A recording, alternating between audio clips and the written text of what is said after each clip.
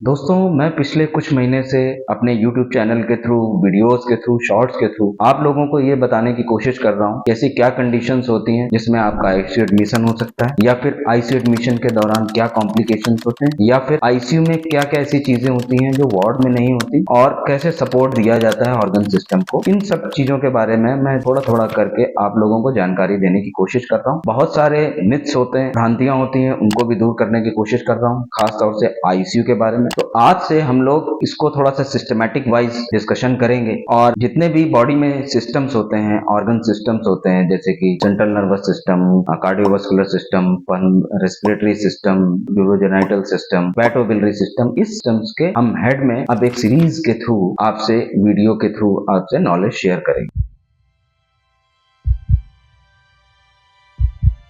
नमस्कार दोस्तों, मैं doctor Gyanendra Kumar Gautam, director life saver ICU, critical care physician, intensivist, Sharda Nagar कांड। आज हम लोग शुरुआत करेंगे सीरीज की जो कि सेंट्रल नर्वस सिस्टम से जुड़ी हुई है, और इसमें हम ब्रेन से रिलेटेड बात, तो जितनी भी चीजें ब्रेन से रिलेटेड होंगी वो सेंट्रल नर्वस सिस्टम या स्पाइन से रिलेटेड होंगी, उससे हम सेंट्रल नर्वस सिस्टम में जोड़ के रखेंगे, और उसके थ्रू हम लोग अलग अलग वीडियोज में अलग अलग बातें करेंगे। आज का टॉपिक मेनिंजाइटिस। दोस्तों, ये मेनिंजाइटिस क्या होता है, इसके सिम्टम्स क्या होते हैं, इसको कैसे पहचाना जाता है, इसकी डायग्नोसिस कैसे बनती है, उसका ट्रीटमेंट कैसा होता है, और बाद में इसका क्या सिकली होता है, इसके बारे में आज हम लोग बात। तो दोस्तों, मेनिंजाइटिस, जो मेनिंजेस, जो ब्रेन में हमारा ब्रेन होता है, उसमें 3 तरीके की कवरिंग होती है, लेयर्स होती हैं। सबसे पहला बाहर से यदि हम लोग बात करें तो ड्यूरा मैटर, फिर सब अरेक्नॉइड मैटर, फिर अरेक्नॉइड मैटर, फिर उसके बाद पाया मैटर। ये 3 तरीके की कवरिंग्स होती हैं जो ब्रेन को प्रोटेक्ट करके रखती हैं, एक बैरियर की तरह काम करती है, इन्फेक्शन से भी रोकती हैं। पर कभी कभी इन्हीं मेम्ब्रेन्स में या फिर कवरिंग्स में इन्फेक्शन हो जाता है, जिसे मेनिंजाइटिस कहते हैं। तो सबसे पहले तो हम लोग ये जाने कि इसके सिम्टम्स क्या होते हैं। सबसे कॉमन सिम्टम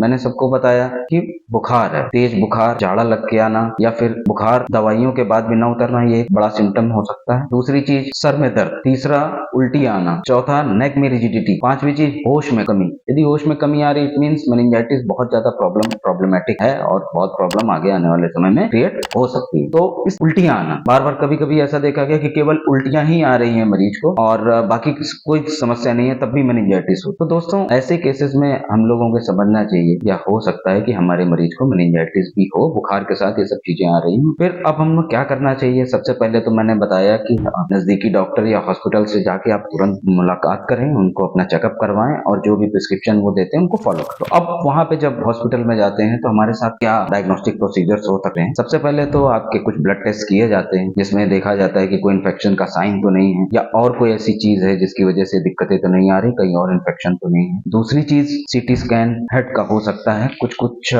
कंडीशंस में ये कंट्रास्ट के साथ हो सकता है, ज्यादातर नॉन कंट्रास्ट सीटी हेड किया जाता है। दूसरी चीज क्या होती है, लंबर पंक्चर किया जा सकता है, रीढ़ की हड्डी से पानी निकाल करके उसकी कुछ जांचें करी जाती हैं, जिससे कि हमको ये पता लगे कि किस ऑर्गेनिज्म की वजह से ये मेनिंजाइटिस हो रही है, या फिर ये मेनिंजाइटिस है भी कि नहीं, ये पता लगाया जा सकता है। और सीजर आने पर या फिर झटके आने पर एक जांच करी जाती है, जिसको ईईजी कहते हैं, इलेक्ट्रोइंकेफ्लोग्राम, वो किया जा सकता है कि झटके कहाँ, कैसे, किस तरीके के हैं, ये पता किया। ये क्यों हो जाता है? तो कुछ एक बैक्टीरियाज हैं जिसमें कि बहुत common meningococcal encephalitis, streptococcal pneumonia, haemophilus influenzae, then listeria monocytogenes, ये सब बैक्टीरिया आपके बहुत कॉमन है जो कि मेनिंजाइटिस कर सकते। दूसरा virus, herpes simplex virus, Epstein Barr virus, cytomegalo virus, ये सब वायरसेस भी, इन्फ्लुएंजा वायरस, ये सब मेनिंजाइटिस कर सकते। तीसरा फंगस, कैंडिडा की कई सारी स्पीसीज हैं जो मेनिंजाइटिस करती हैं, मोल्ड्स भी कर सकते हैं। ट्यूबरकुलोसिस का बैक्टीरिया, माइकोबैक्टीरियम ट्यूबरकुलोसिस, वो भी कर सकते हैं। ऐसी कंडीशंस में जब लंबर पंक्चर के रिजल्ट आ जाते हैं, और लंबर पंक्चर के बाद ये पता लग जाता है कि किस ऑर्गेनिज्म की वजह से ये मेनिंजाइटिस हो रही है, या कौन ऑर्गेनिज्म कल्प्रिट है, उसके बाद स्पेसिफिक ट्रीटमेंट चलाया जाता है। स्पेसिफिक ट्रीटमेंट में यदि बैक्टीरिया है तो एंटीबैक्टीरियल चलते हैं, एंटीबायोटिक्स जिसको कहते हैं हम लोग, फंगल में एंटी फंगल, वायरस है तो एंटीवायरल दिया जाता है। साथ में दूसरा सपोर्टिव ट्रीटमेंट की एयरवे, ब्रीदिंग, सर्कुलेशन मेंटेन करके रखते हैं, पेशेंट का हाइपोक्सिया ना हो, हाइपरकार्बिया मतलब CO2 की मात्रा ना बढ़े, पेशेंट का जो ग्लाइसेमिक स्टेटस है, ग्लूकोज का लेवल लगभग 140 से 180 के बीच में रहे, पेशेंट का टेम्परेचर एक नॉर्मल लेवल पे रहे, बहुत ज्यादा नहीं बढ़े, तो इसमें एंटीपायरेटिक्स देते हैं, और अदर सपोर्टिव ट्रीटमेंट दिया जाता है। यदि पेन हो रहा है पेशेंट को तो पेन किलर के साथ एंटीपायरेटिक्स, बुखार की दवाइयां, पेशेंट का हाइड्रेशन मेंटेन करके रखते हैं, जिससे कि पेशेंट हाइपोवोल्यूमिया मतलब पानी की कमी ना हो,